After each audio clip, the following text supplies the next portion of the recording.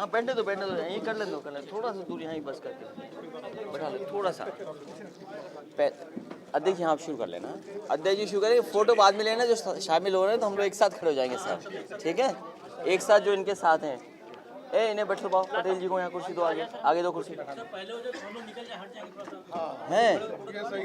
अच्छा ठीक है, फोटो आ जाओ सब लोग, सही आ जाओ, आइए ठीक है। हाथ बात उठा लें, आइए उठाइए जरा हाथ, चलिए हाथ में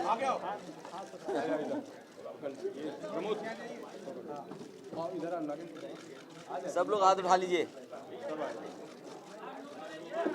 हैं। आ जाओ, हाँ आगे आ जाओ, ठीक है। अब सीधे खड़े हो जाएंगे, तब ले लो फोटो, बिना हाथ उठाए,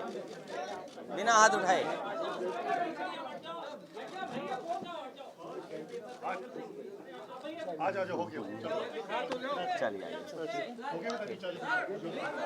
एक बार और, कैसे हाथ उठा के आइए उन्हें आने दो, जो शामिल हो रहे हैं उन लोगों शामिल हो रहे हैं, आ जाओ।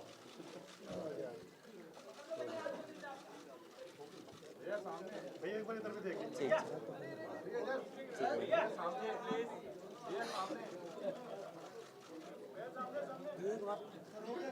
चलिए, थैंक यू सो मच। चलिए अध्यक्ष जी शुरू करने दो।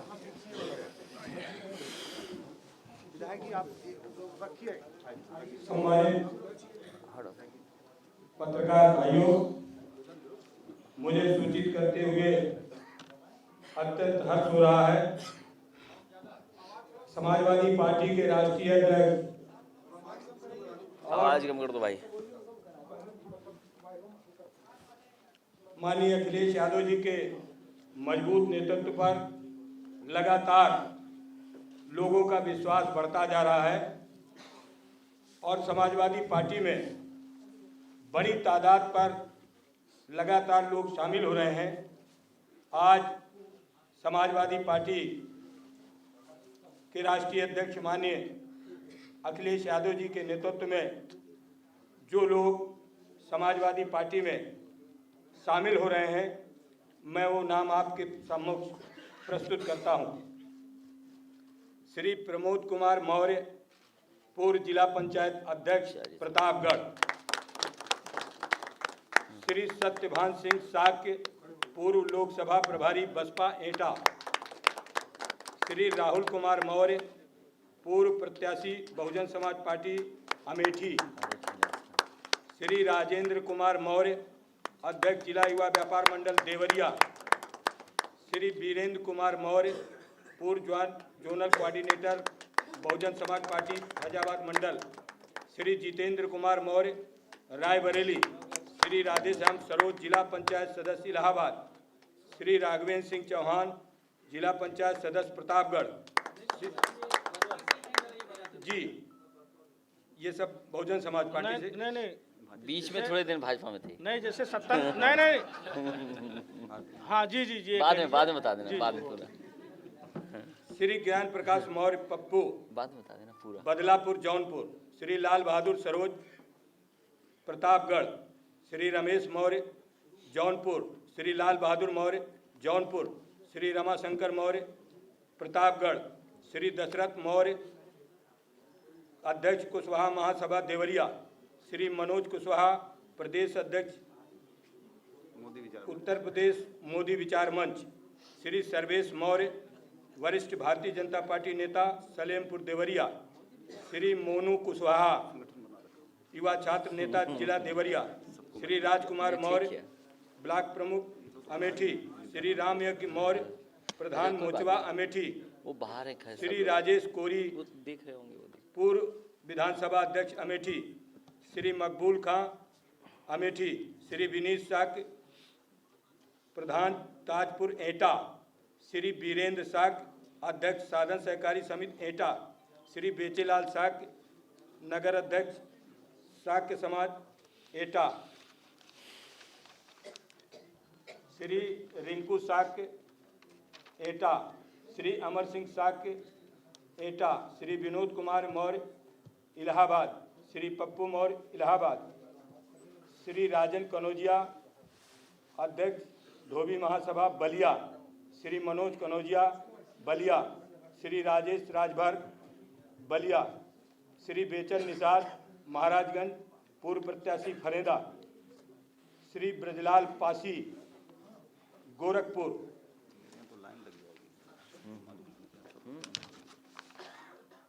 श्री कामता प्रसाद पटेल जिला अध्यक्ष अपना दल प्रतापगढ़, श्री राधेश्याम विश्वकर्मा प्रतापगढ़, श्री राम नरेश मौर्य प्रतापगढ़, श्री राम केवल पटेल प्रतापगढ़, श्री प्रदीप सरोज प्रतापगढ़, श्री चंद्रपाल पटेल प्रतापगढ़, श्री बाबूलाल पटेल प्रतापगढ़, श्री राम कुमार राजकुमार वर्मा प्रतापगढ़। ये प्रमुख नेतागण हैं जिनकी सूची मैंने आपके सामने रखी और इनके साथ सैकड़ों लोगों ने आज समाजवादी पार्टी के सदस्यता ग्रहण की है, वो मैं आपके सामने सूचित कर रहा हूँ। अब मैं अनुरोध करता हूँ माननीय राष्ट्रीय अध्यक्ष जी से, नहीं ये बोलेंगे ना, माननीय राष्ट्रीय अध्यक्ष जी की अनुमति से मैं आमंत्रित करता हूँ श्री प्रमोद कुमार मौर्य पूर्व जिला पंचायत अध्यक्ष प्रतापगढ़ को कि वो आपके सामने अपनी बात रखें।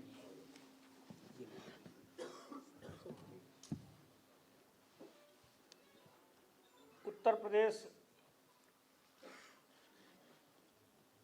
सरकार की सामंतवादी नीतियों से के विरोध में हमारा समाज जो अपने को भारतीय जनता पार्टी सरकार में उपेक्षित महसूस कर रहा है और हमारे समाज के नेता माननीय स्वामी प्रसाद मौर्य जिनके नेतृत्व में हम लोगों ने बहुजन समाज पार्टी छोड़ करके भारतीय जनता पार्टी ज्वाइन की थी, लेकिन भारतीय जनता पार्टी की जब से सरकार बनी है तब से वो हमारे नेता और हमारे समाज की उपेक्षा कर रहे हैं। उस उपेक्षा के कारण हम लोगों ने जो माननीय अखिलेश यादव जी ने पिछले 5 वर्षों में प्रदेश के विकास को एक नई गति देने का कार्य किया है, उससे प्रभावित होकर के समाजवादी पार्टी की सदस्यता ग्रहण कर रहे हैं। और थोड़ा सा हम पीछे जाना चाहेंगे। पिछले लोकसभा के चुनाव में माननीय स्वामी प्रसाद मौर्य जी बहुजन समाज पार्टी में थे और उनकी नेता सुश्री बहन मायावती जी ने उनकी उपेक्षा किया और उसका परिणाम हमारे समाज ने दिया कि बहुजन समाज पार्टी माननीय स्वामी प्रसाद मौर्य जी के बहुजन समाज पार्टी में होते हुए भी 0 सीट पाई थी। उसी प्रकार की उपेक्षा भारतीय जनता पार्टी द्वारा माननीय स्वामी प्रसाद मौर्य की जा रही है, जिसका हमारे समाज में प्रतिक्रिया स्वरूप अब माननीय अखिलेश जी के नेतृत्व में हम लोग समाजवादी पार्टी को ज्वाइन कर रहे हैं। आज 6 जिलों के हमारे समाज के लोग समाजवादी पार्टी ज्वाइन कर रहे हैं और यह सिलसिला आगे भी जारी रहेगा। अभी नहीं, सवाल बाद में पूछना भाई जी अभी कह लें दो, सवाल बाद में। नहीं जी, देखिए अगर भारतीय जनता पार्टी के लोग इसी तरह से माननीय स्वामी प्रसाद मौर्य जी की उपेक्षा करते रहेंगे तो निश्चित तौर पर माननीय स्वामी प्रसाद मौर्य जी समाजवादी पार्टी में एक न एक दिन चले आएंगे। जी नहीं, मैं माननीय स्वामी जी के कहने पर नहीं शामिल हो रहा हूं, लेकिन मैं ये बताना चाहता हूं भारतीय जनता पार्टी के लोगों से कि स्वामी प्रसाद मौर्य ही हमारे समाज के नेता थे और उनको नेता मानता था हमारा समाज। बहन मायावती जी ने उनकी उपेक्षा किया, भारतीय जनता पार्टी से ज़्यादा पद बड़ा उनको दिया था, नेता विरोधी दल का पद दिया था। पद देने के बाद उपेक्षा किया और वही काम भारतीय जनता पार्टी कर रही, मंत्री बनाने के बाद उनकी उपेक्षा कर रही है। उनकी उपेक्षा से आहत हैं। हमारा समाज शोषित है, पीड़ित है, हत्याएं हो रही हैं। कल एक हमारे समाज का व्यक्ति पेड़ पर चढ़ गया। जी एक मिनट कह लेने दीजिए। देवरिया में कुशवाहा की हत्या हुई, दो हत्याएं हुई, FIR दर्ज नहीं हुई। जौनपुर में संजय मौर्य की हत्या हुई, आज तक हत्यारे पकड़े नहीं गए। हमारे समाज का ही एक व्यक्ति कल पेड़ पर चढ़ गया।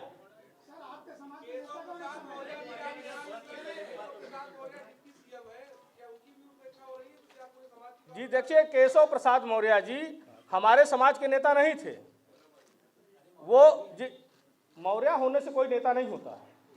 मैं बता दूं आपको, मैं कि कोई एक जात विशेष का होना नेता की परिभाषा नहीं है। माननीय केशव मौर्य जी डिप्टी सीएम थे, अभी नगर निगम का चुनाव हुआ, उनके घर पर जहां से वो विधायक थे सिराथू में, उनके वार्ड में भारतीय जनता पार्टी हार गई और उनका चेयरमैन सिराथू का हार गया, भारतीय जनता पार्टी का। और लोकसभा का उपचुनाव होने जा रहा है। आप लोगों से मैं कहना चाहता हूं, लोकसभा का उपचुनाव होने जा रहा है फूलपुर में, वहां भी भारतीय जनता पार्टी हारने जा रही है। नेता नहीं है वो जो अपना सभासद न जिता पाए, सरकार में रहते हुए, मुख्यमंत्री रहते हुए जो अपना चेयरमैन न जिता पाए, वो नेता कैसे हो सकता है? इस समय हमारे समाज के नेता माननीय स्वामी प्रसाद मौर्य जी हैं। जी अच्छा चलिए, बस खत्म हो गया। चलिए, स्वागत हम करेंगे तुम्हारा। एक और ये हैं कोऑपरेटिव अध्यक्ष है ना जी, 1 मिनट और, बस फिर 1 मिनट और। पिछड़ा वर्ग मोर्चा के अध्यक्ष रहे हैं भारतीय जनता पार्टी के और जिला देवरिया के। 1 मिनट ये बोल देंगे, 1 मिनट अपना बता देंगे, अपना परिचय दे देंगे। राजेंद्र कुमार मौर्य, देवरिया। राजेंद्र कुमार मौर्य, मैं पिछड़ा वर्ग मोर्चा का संयोजक रहा हूं। अभी इसके पूर्व वक्ता प्रमोद, चलिए से बोलिए, आवाज आ रही है, आवाज। अभी इसके पूर्व वक्ता हमारे प्रमोद मौर्य जी माननीय स्वामी प्रसाद मौर्य जी के खास भतीजे हैं और मैं माननीय स्वामी प्रसाद मौर्य जी के साथ बहुजन समाज पार्टी में पूर्ण बहुमत की सरकार अपने समाज के साथ साथ पिछड़े वर्गों के साथ जोड़ के बनाई थी। लेकिन अभी माननीय प्रमोद मौर्य जी ने आपको बताया है कि कुशवाहा समाज और पिछड़े वर्ग की घोर उपेक्षा के चलते माननीय मौर्य जी भारतीय जनता पार्टी में थे, लेकिन पूरे प्रदेश का रिजल्ट 0 आया। बड़ी आशा के साथ समाज देख रहा था कि मौर्य जी कोई कदम उठाते हैं, लेकिन भाजपा भारतीय जनता पार्टी के साजिश के तहत उन्हें भारतीय जनता पार्टी ज्वाइन कराया गया। और क्योंकि हमको उनको नेता मानते थे, इसी क्रम में हम लोगों ने अपने समाज के साथ साथ बैकवर्ड समाज को जोड़ के, मुझे भी प्रदेश में जाने का अवसर मिला उनके साथ, प्रदेश के हर गांव, जिले से लेकर गांव तक, समाज से लेकर बैकवर्ड समाज की गरीबी को मैंने देखा है। बड़ी उम्मीद के साथ भारतीय जनता पार्टी की सरकार हम लोगों ने बनाई, लेकिन वर्तमान में केंद्र सरकार की 4 वर्षों की, प्रदेश सरकार की 1 वर्षों के कार्यकाल से स्पष्ट हो गया है कि भारतीय जनता पार्टी पिछड़े वर्ग की विरोधी और कुशवाहा समाज की घोर विरोधी है। इसी क्रम में हमारे समाज के लोगों ने कहा किसी न किसी को आना पड़ेगा। भारतीय जनता पार्टी में जो हमारी रहनुमाई करते हैं वो बिल्कुल शांत बैठे हुए हैं, किसी न किसी को तो आगे आना पड़ेगा। हमसे हमारी बात हुई माननीय प्रमोद मौर्य जी से, इन्होंने कहा कि नहीं, हमारी जगह भाजपा और बसपा में नहीं है, हमको पिछड़ों की पार्टी समाजवादी पार्टी में जाना चाहिए। माननीय नेताजी, आपके संपर्क में, आप युवाओं की धड़कन है। माननीय प्रमोद मौर्य के नेतृत्व में आपने कहा कि नहीं, आप उन्हें बुलाए। आपके बुलाने पे मैं आपसे मिला अभी 1 हफ्ता पहले। मैंने कहा कि हम लोग सरकार में हैं, मंत्री का मैं सबसे नजदीकी हूँ, प्रमोद मौर्य तो उनके भतीजे ही हैं, हमको कोई जरूरत नहीं है, हम तो जहाँ हैं वहाँ ठीक हैं। लेकिन प्रमोद जी ने कहा कि नहीं, एक बार नेताजी से आप मिल लीजिए, आप ज्वाइन करें या ना ज्वाइन करें, हम लोग तो चाहते ही हैं कि कोई स्थिति बने। मैं माननीय नेताजी से मिला। नेताजी से मिलने के बाद मैं प्रभावित हुआ कि जो भी यह प्रोपगंडा फैलाया गया कि पिछली सरकारों में क्या हुआ, हमको लगा पिछड़े समाज, कुशवाहा समाज की सबसे बड़ी हितैषी पार्टी समाजवादी पार्टी है। और आपसे प्रभावित होकर मैं जाके अपने जिले में भारतीय जनता पार्टी की सदस्यता अपने पद से इस्तीफा दिया। इस्तीफा देने के बाद सोशल मीडिया से लेके और जिले और प्रदेश से हमारे पास इतने फोन आए हैं, माननीय नेताजी को मैंने बताया, इतने फोन आ रहे हैं कि बहुत अच्छा कदम है, मुझे हिम्मत मिलती जा रही है। मैं आश्वासन दिलाता हूं कि माननीय नेताजी, आपका निर्देश होगा, हम लोग पूरे प्रदेश में गांव-गांव जाके कुशवाहा समाज के साथ साथ पिछड़े वर्गों को जोड़ने का काम करेंगे। इसी के साथ अपनी बात को समाप्त करते हैं। जय समाजवाद। बहुत धन्यवाद। प्रतापगढ़ से आए हुए अपना दल के नेता श्री कामदा प्रसाद पटेल से जाऊंगा कि वो भी अपने चर्चित अध्यक्ष जी आगे बैठा लो, आगे बैठा लो, अध्यक्ष जी बैठा लो। सम्मानित राष्ट्रीय अध्यक्ष जी, प्रदेश और राष्ट्रीय नेतृत्व और सभी पत्रकार बंधु, मैं प्रतापगढ़ का मूल निवासी हूँ, कुर्मी समाज से ताल्लुक़ रखता हूँ और मैं विद्यार्थी जीवन से प्रतापगढ़ में जो सामंतशाही और राजाशाही और इस अंधेरगर्दी हरी बेगार के खिलाफ पूरे जीवन लड़ता रहा और अपना दल में लगातार काम करते हुए मैंने संगठन को बड़ा पूरे जिले में 6 साल जिला अध्यक्ष रहा। लेकिन जब ये लोग जो है उससे जा कर के वो गाय के जो राष्ट्रीय माता बनाना उसके साथ चले गए, उसको राष्ट्रीय माता वाले में ये भाजपा को सपोर्ट कर रहे। तो हम भारतीय जनता पार्टी की नीतियों से सहमत नहीं है कि गाय गोरू गंगा और मंदिर बेमतलब का जो मुद्दा लिए हो, रोटी कपड़ा मकान शिक्षा और दवा की गारंटी का समाज माननीय अखिलेश यादव जी के नेतृत्व में ये निश्चित रूप से हम लोग विश्वास करते हैं कि आने वाले दिनों में प्रदेश में और देश में आपके नेतृत्व में गवर्नमेंट बनेगी। मैं पूरे जिंदगी आपके नेतृत्व स्वीकार करता हूं और भारतीय जनता पार्टी पूरी तौर से किसान विरोधी गरीब विरोधी है और उसका सफाया होने जा रहा है। गाँव-गाँव में फसलें चराई जा रही हैं, गाय को राष्ट्रीय माता कह रहा है और उसके पिताजी गांव-गांव में घूम करके हाँ, यही हो रहा है। मैं धन्यवाद और ज्यादा नहीं बोलूंगा। ना सही बात कह दी आपने, ठीक है। हाँ ये अमेठी का बोलेगा, बहुत शॉर्ट बोला, बहुजन समाज पार्टी से अमेठी से चुनाव लड़े राहुल एकदम सही बोला। और जी को आमंत्रित करता हूँ। पुराने नेता है वो, पुराने नेता है, यहीं खड़े होकर बोल दूंगा, बहुत शॉर्ट में। सबसे पहले मैं आप सभी मीडिया प्रभारी का, पत्रकार बंधुओं का तहे दिल से स्वागत करता हूं। अभी हमारे दोनों बड़े भाई हमारे समाज की हो रही उपेक्षा को आपके बीच में बताया, उसके साथ में मैं आपके बीच में इसी का एक शब्द आपको निकाल करके बताना चाह रहा हूं कि आज हम लोग माननीय श्री अखिलेश यादव जी के नेतृत्व में समाजवादी पार्टी में काम करने का मौका मिल रहा है। तो एक बात मैं बताना चाह रहा हूँ, कह देना चाह रहा हूँ कि इतिहास गवाह है कि मौर्य समाज का बेटा, मौर्य समाज के लोग अगर किसी के घर में, किसी के द्वार पर अगर नौकरी करते हैं तो उसकी 4 पुश्त उसकी ईमानदारी को याद करती है कि मौर्य समाज के आदमी कितना ईमानदार है। और जिस प्रकार से हमारी ईमानदारी की पहचान बनी है, आने वाले समय में हमारी ईमानदारी का हमारा जो स्रोत है वो माननीय अखिलेश यादव जी को मिलने वाला है। माननीय श्री अखिलेश यादव जी इस 2019 के लोकसभा चुनाव में निश्चित तौर पर इस प्रदेश के प्रधानमंत्री बनने जा रहे हैं। मैं आपको ये बता देना चाहना चाहूँगा। अरे ठीक है, प्रदेश से कोई बात नहीं, हिंदी ठीक कर देंगे हम लोग। बोलो चेयरमैन, 1 मिनट बोल देना है। मंच पर समाजवादी पार्टी के राष्ट्रीय अध्यक्ष माननीय अखिलेश यादव जी और हमारे प्रदेश अध्यक्ष जी और मंच पर उपस्थित सभी नेतागण, सामने बैठे सभी हमारे पत्रकार बंधु, हमने भी, मैं एटा से हूँ, सत्यवान सिंह शाक्य, मैंने भी माननीय स्वामी प्रसाद मौर्य जी के नेतृत्व में 15 साल बहुजन समाज पार्टी में कार्य किया। लेकिन जब हमारे बाबूजी भारतीय जनता पार्टी में गए तो हमने भी कई जगह उनको समझाने की कोशिश की, लेकिन हमारा समाज पूरा का पूरा भारतीय जनता पार्टी की तरफ चला गया। लेकिन जब सरकार बनी तो हमने देखा कि आप लोगों ने एक फिल्म देखी होगी रंग, उसका एक डायलॉग है, हमको उसी तरीके से डील किया गया कि छोटी गंगा बता के नाला में कूदा कन्फर्म वो हमारे साथ हो गया। लेकिन जब मैंने देखा नाले में पड़े हैं तो हमारे समाज के लोगों के साथ मेरी बैठकें होती थी, तो लोगों ने कहा कि भाई साहब अब बहुत हो गया बहुजन समाज पार्टी और भारतीय जनता पार्टी, मेरा मानना यह है कि माननीय अखिलेश जी के नेतृत्व में हम लोग काम करेंगे। मैंने कहा ठीक है, आगे कोई समय आएगा तो देखूंगा।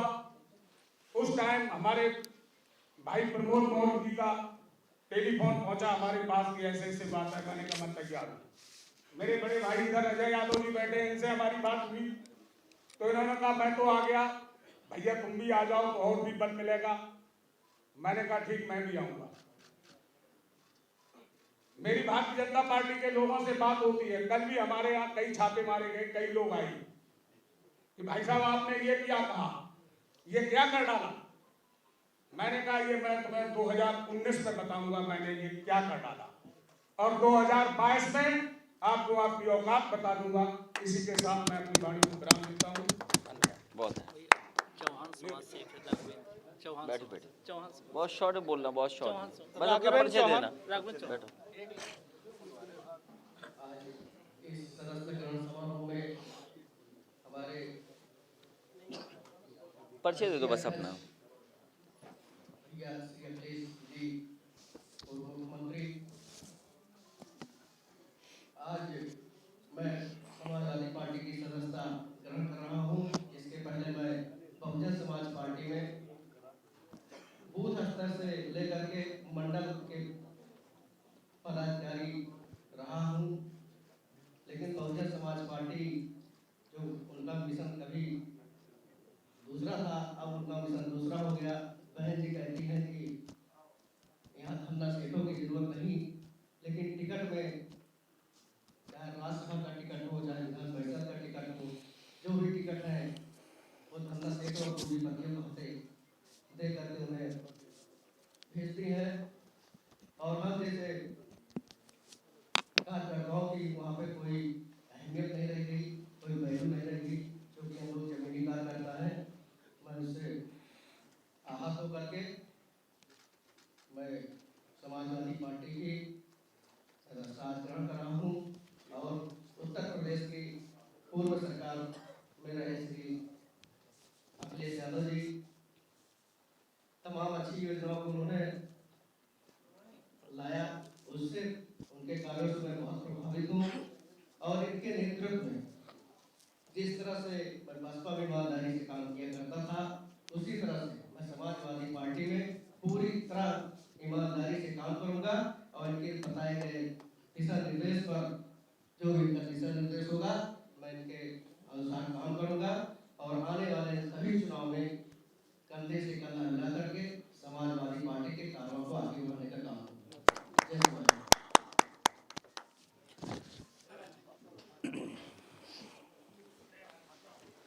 मैं इस मौके पर सबसे पहले प्रमोद कुमार मौर्य जी, जो प्रतापगढ़ से जिला पंचायत अध्यक्ष रहे हैं, मैं इनका समाजवादी पार्टी में स्वागत करता हूं और इन्हें बधाई देता हूं। साथ ही साथ सत्यवान सिंह साकी जी, जो पूर्व में लोकसभा प्रभारी रहे, वो भी आज समाजवादी पार्टी में शामिल हो रहे हैं। राहुल कुमार मौर्य शामिल हो रहे हैं, राजेंद्र कुमार मौर्य, वीरेंद्र कुमार मौर्य, जितेंद्र कुमार मौर्य, राधे श्याम सरोज जी से लेकर के बड़ी संख्या में जो ज़मीनी नेता रहे, जो गांव, गरीब और किसान की तमाम चीज़ों को समझते हैं और लगातार कहीं न कहीं जनता के बीच में जुड़े लोग हैं, ऐसे साथी आज हमें मिले हैं।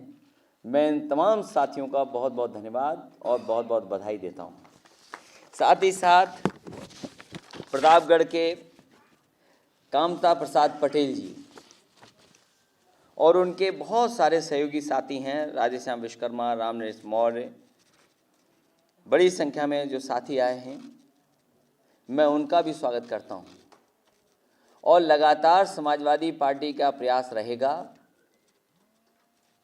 जो ज़मीनी लोग हैं, जो काम करना चाहते हैं, जो समाज को, प्रदेश को, देश को एक साथ आगे बढ़ता हुआ देखना चाहते हैं, उन तमाम साथियों को लगातार समाजवादी पार्टी जोड़ती रहेगी। उन साथियों का सम्मान भी करने का काम समाजवादी पार्टी करेगी। मुझे खुशी है इस बात की, रिश्ता तो अपने आप बनता है, और रिश्ता अच्छा भी है इनका, वो तो एक पहचान है। लेकिन साथ ही साथ सबसे बड़ी बात यह है कि ये सब कम उम्र के लोग हैं और कम उम्र के होने के नाते ये समाजवादी आंदोलन में हमारे साथ बहुत लंबा काम करते रहेंगे, बहुत लंबे संघर्ष में हमारे साथ रहेंगे। जब तक जोड़ेंगे नहीं तो पार्टी बढ़ेगी कैसे? इसलिए समाजवादी पार्टी का ये प्रयास रहा है और रहेगा कि हर समाज के लोग समाजवादी पार्टी से जुड़ें और जो उपेक्षित हैं, जिन्हें कोई नहीं पूछ रहा, गरीब, किसान, आबादी की बड़ी संख्या में लोग हैं, उन्हें आखिरकार कैसे आगे बढ़ाएं। सोचो, डिजिटल इंडिया की बात हो रही हो,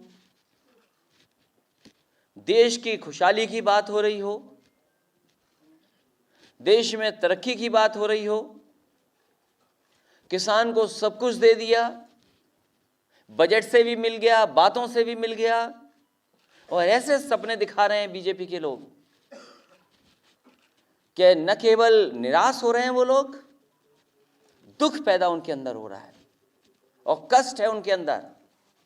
और उसी का परिणाम है, आपने देखा होगा कि एक किसान पेड़ पे चढ़ गया आकर के, पेड़ पे इसलिए कि वो उसका कर्ज माफ नहीं हुआ। शायद बीजेपी के लोग तो भूल गए होंगे इस बात को कि बीजेपी ने कुछ चुनाव में भी कहा होगा। पूरे चुनाव में बीजेपी के लोगों ने कहा कि हम किसानों का कर्ज माफ कर देंगे, कर्ज माफ होगा, हमारी सरकार बनाइए, कर्ज माफ हो जाएगा। किसान का कर्ज माफ अगर कोई कर सकता है तो वो भारतीय जनता पार्टी कर सकती है। ये हर जगह बोला है भारतीय जनता पार्टी ने, समझाया लोगों को, गांव-गांव जाकर के समझाया, बजट में भी पैसा रखा। अब तो दूसरा बजट आ गया, केंद्र सरकार के 5वां बजट आ गए। बताओ किसानों का कितना कर्ज माफ हुआ है, बैंकों ने कितना कर्ज माफ कर दिया। अब तो शायद उत्तर प्रदेश और देश की बैंक के लोग किसी किसान के घर नहीं जा रहे होंगे, किसी किसान से पैसा भी नहीं मांग रहे होंगे। ये बीजेपी के लोगों ने चमत्कार किया, प्रचार किया। अब तो शायद किसानों का कर्ज माफ हो गया होगा। अब तो कोई किसान कर्ज में डूबा ही नहीं होगा, और जिन पे कर्ज भी होगा वो एक कागज के पन्ने से जितना चाहेंगे वो बैंक का लेके चले जाएंगे। कागज का एक टुकड़ा लाइए, बैंक को दिखाइए, और जो चाहे जितना धनराशि चाहिए वो लेकर के चले जाओ। लेके चले गए। अब तो हो गई पंजाब नेशनल बैंक कैशलेस, कि अभी भी बची है। अगर पंजाब नेशनल बैंक कैशलेस न रही हो तो शायद एक पर्चा और कोई लेकर के पहुंच जाए। हम तो अब इस किसान को कहेंगे कि तुम भी कोई पर्चा लिखवा लो, पंजाब नेशनल बैंक चले जाओ, तो शायद तुम्हें लोन मिल जाएगा और तुम्हारा कर्ज भी माफ हो जाएगा। तुम्हें पेड़ पर नहीं चढ़ना पड़ेगा, पुलिस और प्रशासन को, आपके बेटे को नहीं लाना पड़ेगा आपको उतारने के लिए। ये है डिजिटल इंडिया, ये भारत, ये देश, बताओ कितना अच्छा देश है। ये जो इन्वेस्टरों के लिए इतने होर्डिंग लग रहे हैं, होर्डिंग के ऊपर होर्डिंग, कोई जगह छूटे नहीं, होर्डिंग। अच्छी बात है, उनका स्वागत हो, सम्मान हो। और हम तो कहते हैं सरकार के सब लोगों को चला जाना चाहिए, एयरपोर्ट से ही उनके लिए कुछ बग्गी बनवा लेनी चाहिए, कुछ अच्छा इंतजाम करना चाहिए एयरपोर्ट से ही। क्योंकि अगर एयरपोर्ट भी नाराज हो गए तो कहीं दूसरी फ्लाइट लेके चले गए तब। इसलिए कम से कम आ तो जाएं। अरे हम उनसे पूछना चाहते हैं कि हमारे यहाँ कौन सा इन्वेस्टमेंट आ रहा था जो हमारी दुकानें बंद कर दी बाहर, जो झंडा बेच रहे थे, जो पार्टी कार्यालय के सामने झंडा वंडा थोड़ा काम कर रहे थे, यहाँ कौन सा इन्वेस्टमेंट आ रहा है? यहाँ कोई इन्वेस्टर थोड़ी आएगा। यहाँ तो प्रमोद मौर्य आ सकते हैं हमारे साथ। यहाँ कौन इन्वेस्टर आएगा? तो दुकानें ही बंद कर दी, बाटी चोखा भी नहीं बिकेगा, नूडल्स नहीं बिक सकते, आइसक्रीम नहीं बिक सकती, ठेला नहीं लग सकता। ये धोखा सरकार किसको दे रही है? ये जितने इन्वेस्टर होते हैं बहुत समझदार होते हैं, कई जगह समिट में जाते हैं, अगर कहीं मैग्निफिसेंट वो जो महाराष्ट्र में था वो हुआ होगा तो वहाँ भी गए होंगे, आसाम में भी गए होंगे, वेस्ट बंगाल में भी गए होंगे, कर्नाटक में भी गए होंगे, तो उन्हें सब पता है स्टेटों के बारे में, उन्हें बताने की ज़रूरत नहीं है। हमने तो अपनी सड़क के इतने होर्डिंग पोस्टर नहीं लगाए होंगे जितने इस सरकार ने लगा दिए। मैं उस दिन आ रहा था लौट करके चक गजरिया की तरफ से, कोई खंबा नहीं बचा जिस पर एक्सप्रेस वे न लगा हो।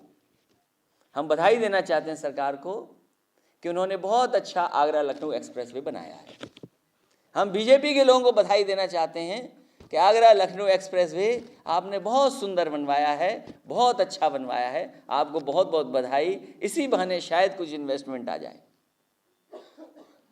इसलिए हमारी पार्टी की कोशिश होगी ज़्यादा से ज़्यादा लोगों को जोड़ें, जो कार्यकर्ता हैं, ज़मीनी लोग हैं और जो जुड़ना चाहते हैं इस प्रदेश की भलाई के लिए, देश की भलाई के लिए, और खासकर किसान, गरीब और गांव में रहने वाले लोगों के लिए, जो हमारी महिलाएं उनके लिए, तो हम ऐसे लोगों का स्वागत करेंगे। और जो राजनीतिक सम्मान अगर समाजवादी पार्टी को देना पड़ेगा तो समाजवादी पार्टी इनको राजनीतिक सम्मान दे करके भी और इनको सम्मान दे करके आगे बढ़ाने का काम करेगी। मुझे खुशी है इतनी बड़ी संख्या में आए हैं, बड़ी संख्या में साथी बाहर भी हैं जो इनके साथ जुड़े हैं। अंदर आना संभव नहीं था, सब नहीं बैठ सकते थे, इसलिए मैंने उन्हें बाहर ही रखा है। इसके बाद उनसे भी मिलेंगे और ये सिलसिला जो पार्टी में जोड़ने का है, लाने का है, ये लगातार हमारा चलता रहेगा।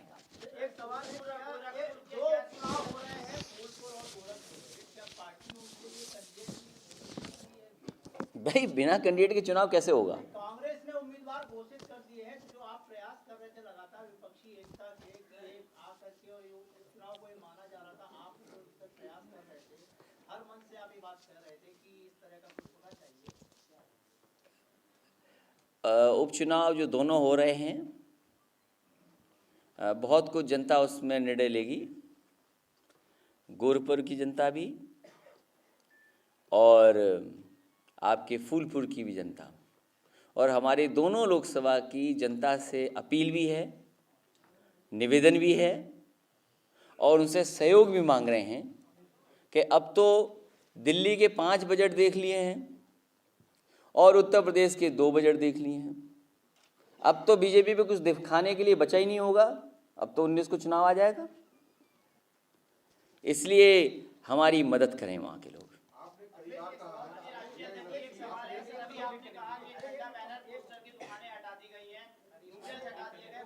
नहीं, 1090 पे हटा दिया, वो भी मुझे चिंता है।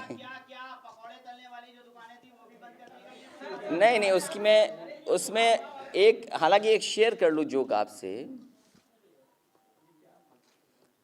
हालांकि वो बात नहीं कहनी चाहिए मुझे, लेकिन जहाँ तक पकौड़े की बात है, अच्छी बात है कोई बीजेपी का आदमी अच्छा बना के दिखाए कि आखिरकार अच्छे पकौड़े कैसे बनते हैं। हमारे पकौड़ों का स्वाद तो नहीं ना अच्छा लगेगा उन्हें, हमारे समाजवादी पकौड़े होंगे, कांग्रेस बनाएगी तो कांग्रेसी पकौड़े होंगे, बहुजन समाज पार्टी होती बहुजन समाज पार्टी पकौड़े होंगे। हम चाहते हैं बीजेपी के पकौड़े कैसे हैं वो हमें बताएं, और नहीं है हम तो उनसे निवेदन करेंगे हमारे पार्टी कार्यालय के सामने अपना एक ठेला लगा दें जिससे हमें पकौड़े खाने को मिल जाए, और अगली प्रेस अगर हो तो हम वहीं से पकौड़े लें और आपको भी पकौड़े खिलाएं। चुनाव वाली बात कह दी हमने, इलाहाबाद और फूलपुर की जनता से अपील कर दी मैंने कि हमारी मदद करें।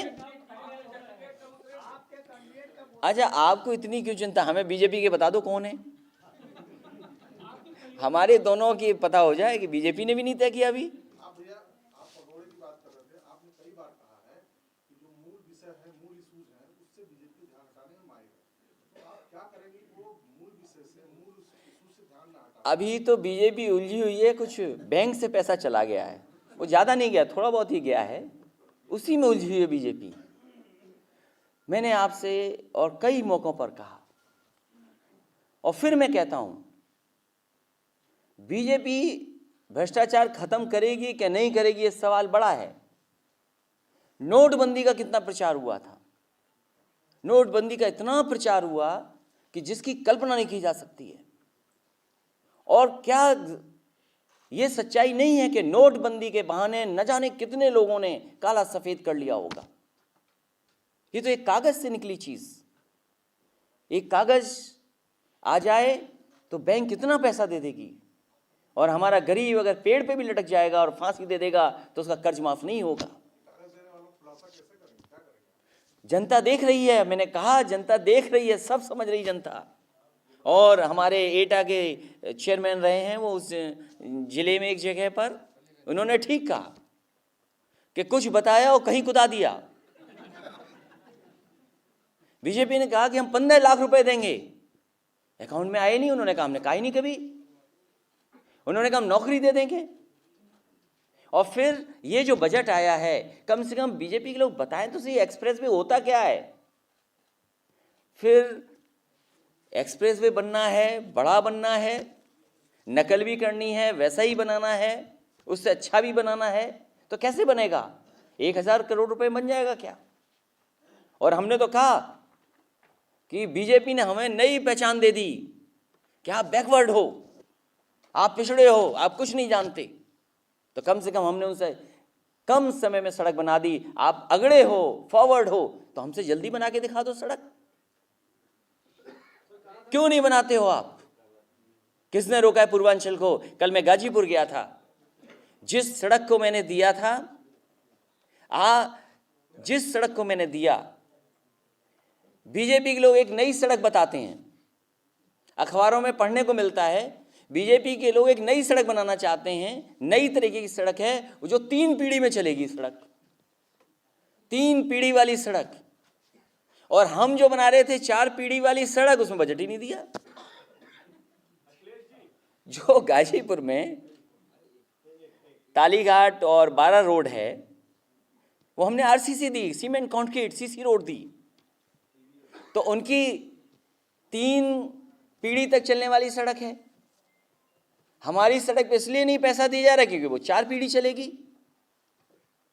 इसी तरह बलरामपुर को जोड़ने वाली गोंडा से ये सड़क बनाना चाहते हैं 3 पीढ़ी तक सही चले, हम बना रहे हैं 4 पीढ़ी वाली, उस पर भी बजट नहीं दिया। तो अगर हम 2 पीढ़ी की बनाएंगे तो बजट देंगे कि नहीं देंगे, ये बताओ। अब तो हमारे हाथ में नहीं है कुछ। तो धोखा देना इन्हें आता है, ध्यान हटाने आता है। इंतजार करिए, ये जो घोटाला चल रहा है, इसके बाद कोई ऐसी चीज आएगी, हम और आप सब लोग भूल जाएंगे। रोजगार के मुद्दे पर विपक्ष के लोगों ने सवाल लगाए थे, उस पर सरकार ने, खासतौर पर स्वामी प्रसाद मौर्य जी ने आंकड़े पेश किया है। तकरीबन 11 महीना हो गया सरकार को, एक भी व्यक्ति को रोजगार नहीं मिला है, और आंकड़े भी वो बिल्कुल। देखिए, इस देश के और खासकर प्रदेश के लोग और नौजवान काम करना चाहते हैं, नौकरी करना चाहते हैं, रोजगार करना चाहते हैं। बीजेपी गुमराह कर रही है उनको भी। और उन्होंने सपना दिखाए, बड़े बड़े सपने दिखाए, लेकिन सपने पूरे नहीं हुए। अभी तो 130 करोड़ लोग हैं। गांव में चले जाइए, खड़ा करवा लीजिए हाथ, 90% लोगों के हाथ में काम नहीं है, रोजगार नहीं है। ये हालत और बिगड़ेगी। इसके जिम्मेदार अगर कोई है तो बीजेपी के लोग जिम्मेदार हैं, क्योंकि इन्होंने न देश को दिशा दी, और समाज के अंदर जो जहर और खाई बोई है, वो संकट पैदा करेगी समाज और देश के लिए।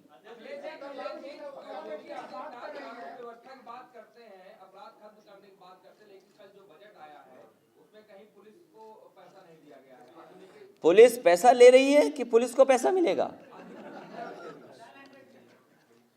100 नंबर बदनाम कर दिया है सरकार ने। हम तो जानना चाहते हैं कि 100 नंबर और 1090 पे कितना बजट दिया है, जो सही मायने में महिलाओं बेटियों की मदद करने वाली योजना थी।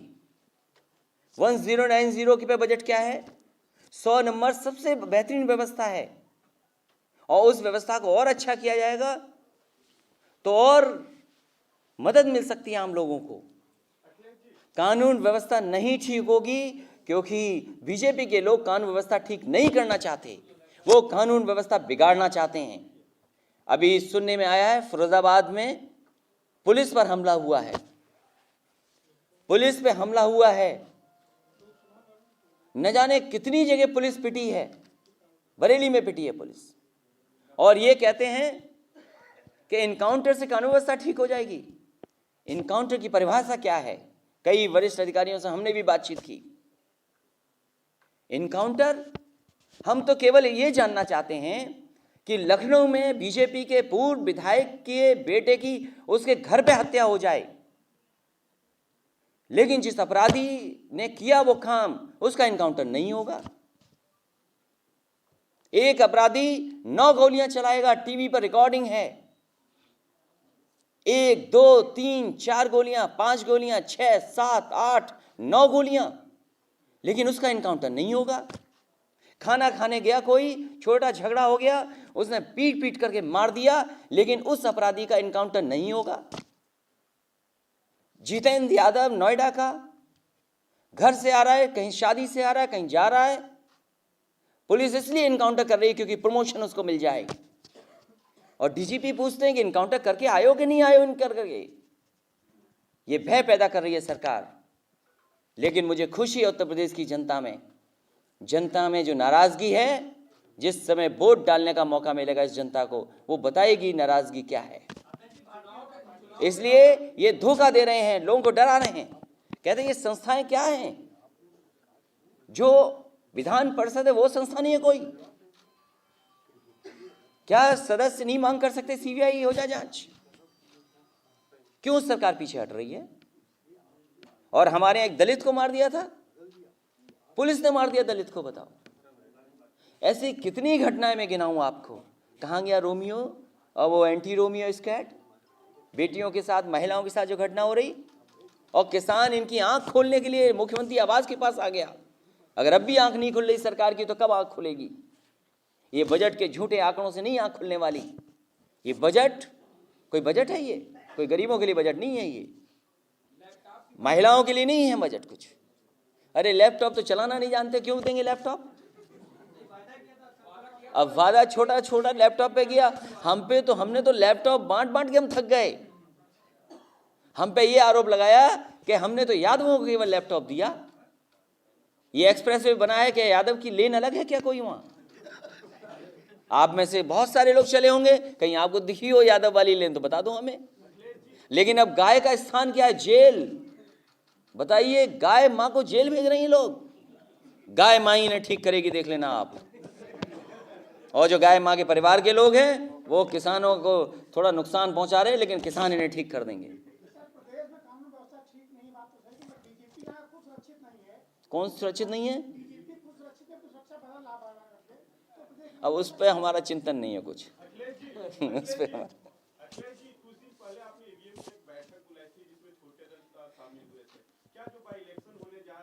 मेरी अभी भी मांग है कि बैलेट से नहीं, वो बैलेट जो है उसी से वोट पड़ना चाहिए। ईवीएम पे अभी भी लोगों को भरोसा नहीं है। अभी भी पैट आ गई है, शायद कुछ थोड़ा बहुत भरोसा होगा, लेकिन हमारी मांग वही है कि बैलेट से वोट पड़ेगा तो लोकतंत्र और मजबूत होगा। हम तो कह सकते हैं, दलों से राय बना सकते हैं, हम जनता में भी कह सकते हैं राय बनाने के लिए। तो निर्विरोध हो गए, तब क्या करेंगे हम और आप? हम कर दें, अगर आपका सुझाव मान लें तो बीजेपी की तो प्रसाद बांटेंगे वो तो। हम छोटे दलों से सहयोग जरूर मांगेंगे कि इस लड़ाई में हमारा सहयोग करें।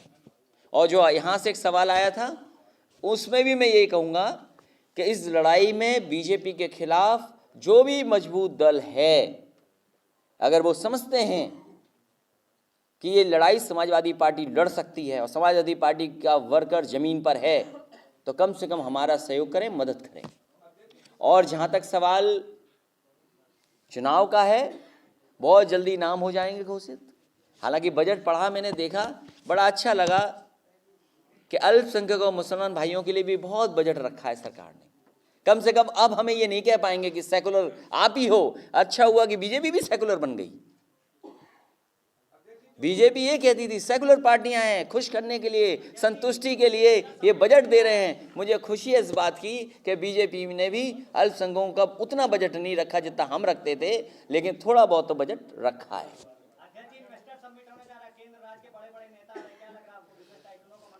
भाई जो 4 साल में कुछ नहीं मिला, अब क्या मिलेगा? और फिर दिखाने के लिए क्या है? मेरा ये मानना है कि जो इन्वेस्टमेंट आए वो आगरा लखनऊ एक्सप्रेसवे पे आए।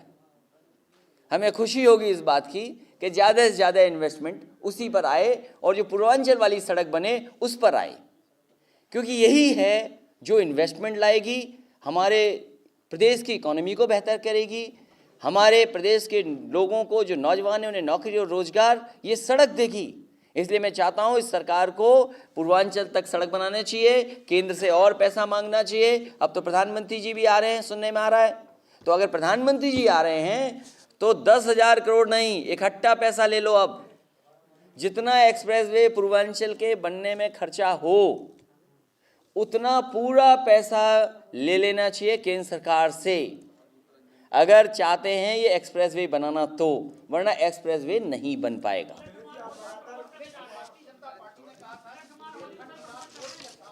अब भाई ऐसा है, कल भी प्रेस है, कल भी आपको हम तकलीफ देंगे। और रुक जाइए, यहाँ रुक जाइए, हाँ इनका भी तो बहुत दिनों बाद पूछ रहे हैं।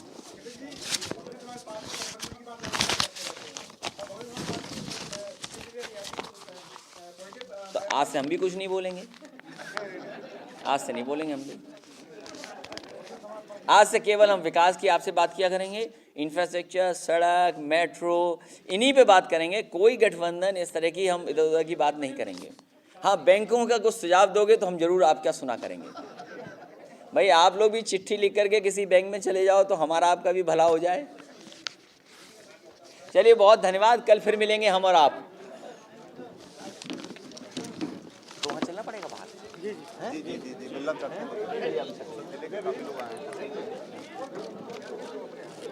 लगा दो, एक फोटो हो जाएगी सबकी। आओ, कैप लगा के फोटो आ जाएगी। प्रमोद आ जाओ।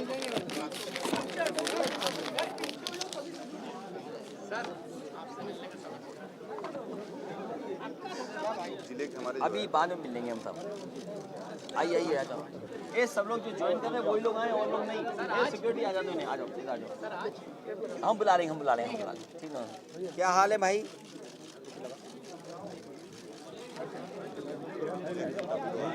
अभी मिलेंगे। हाँ ठीक है।